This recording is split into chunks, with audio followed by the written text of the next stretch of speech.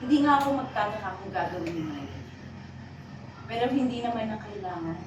Dahil araw-araw mo ako pinapatay sa pagkabwisit at konsumisyon ko sa inyo.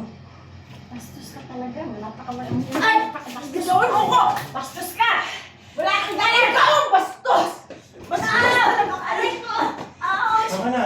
Erika! Nay! Aray ko, anak! Aray. Nay, ano nangyayari dito? Erika! Bakit siya yung kinakampihan mo? Eh siya nga itong may ginawang mali sa akin. Yan asawa mo! Pinagbibintangan niya ako na may nilagay daw ako doon sa kinain niya kaya doon sa mga pilihan niya! Aray ko! Sandali nga, sandali.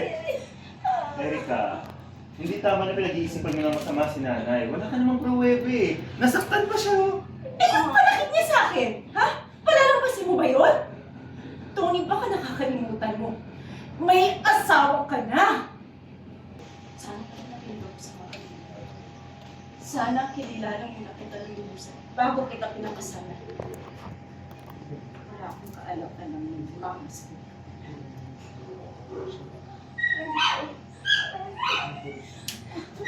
Erika, halika. Aray! Ano susundan niya asawa mo?